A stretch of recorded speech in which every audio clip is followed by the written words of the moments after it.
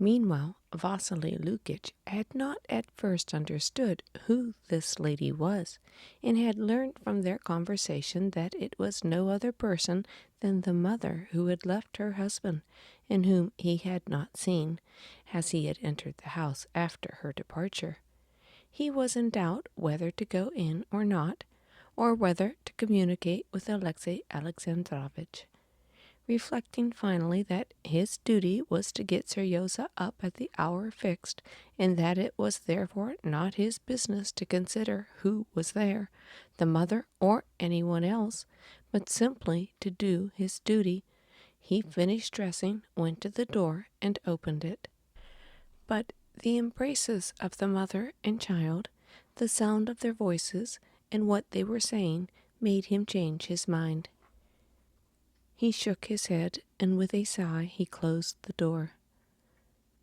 "I'll wait another 10 minutes," he said to himself, clearing his throat and wiping away tears. Among the servants of the household there was intense excitement all this time.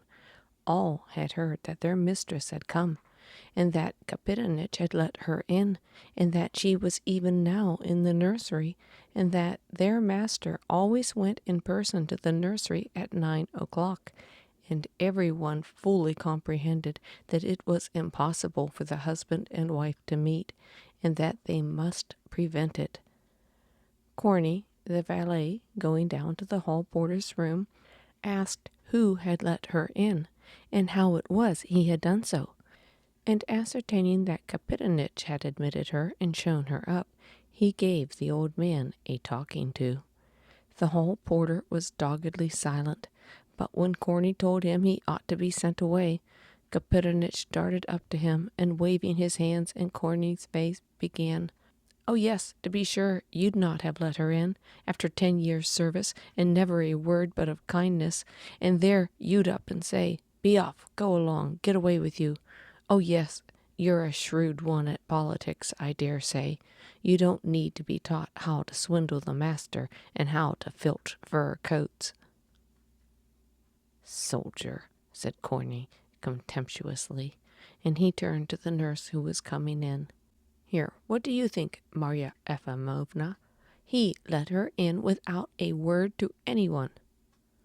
Corney said, addressing her, "Alexey Alexandrovitch will be down immediately and go into the nursery." A pretty business, said the nurse. You, Corney Vasilovich, you'd best keep him away, some way or other, the master, while I run and get her away somehow. A pretty business." When the nurse went into the nursery, Seryozha was telling his mother how he and Nadinka had had a fall in sledging downhill and had turned over 3 times. She was listening to the sound of his voice, watching his face and the play of expression on it, touching his hand, but she did not follow what he was saying. She must go, she must leave him. This was the only thing she was thinking and feeling. She heard the steps of Vasily Lukitch coming up to the door and coughing. She heard, too, the steps of the nurse as she came near, but she sat like one turned to stone, incapable of beginning to speak or to get up. "Mistress, darling," began the nurse, going up to Anna and kissing her hand and shoulders, "God has brought joy indeed to our boy on his birthday. You aren't changed one bit." "Oh, nurse dear, I didn't know you were in the house," said Anna, rousing herself for a moment. "I'm not living here. I'm living with my daughter. I came for the birthday, Anna Arkadyevna, darling." The nurse suddenly burst into tears and began kissing her hand again. Seryozha, with radiant eyes and smiles, holding his mother by one hand and his nurse by the other, pattered on the rug with his fat little bare feet. The tenderness shown by his beloved nurse to his mother threw him into an ecstasy. "Mother, she comes often to see me, and when she comes," he was beginning, but he stopped, noticing that the nurse was saying something in a whisper to his mother, and that in his mother's face there was a look of dread, and something like shame, which was so strangely unbecoming to her. She went up to him. "My sweet," she said. She could not say goodbye, but the expression on her face said it, and he understood. "Darling, darling Kutik," she used the name by which she had called him when he was little. "You won't forget me, you—" But she could say no more. How often afterwards she thought of words she might have said, but now she did not know how to say it, and could say nothing. But Seryozha knew all she wanted to say to him. He understood that she was unhappy and loved him. She understood even what the nurse had whispered.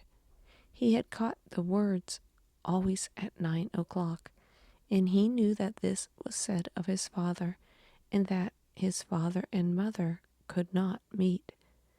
That he understood, but one thing he could not understand: why there should be a look of dread and shame in her face.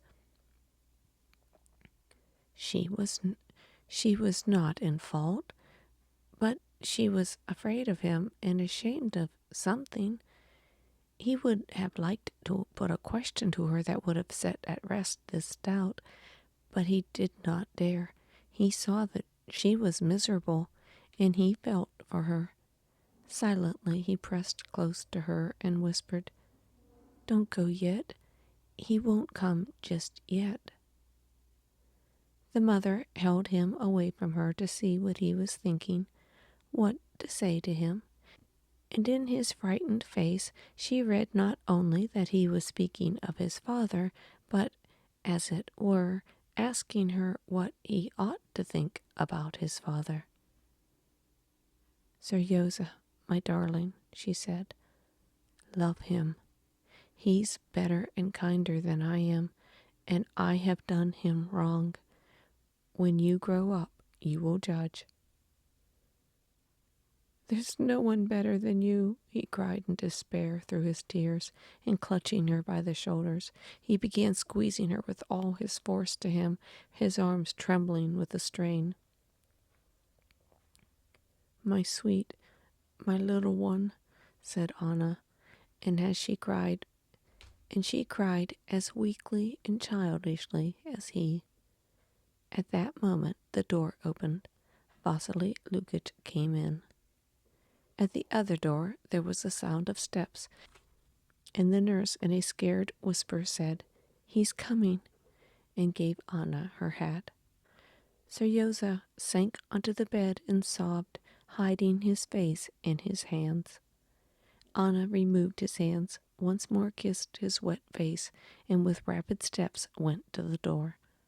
Alexey Alexandrovitch walked in, meeting her. Seeing her, he stopped short and bowed his head.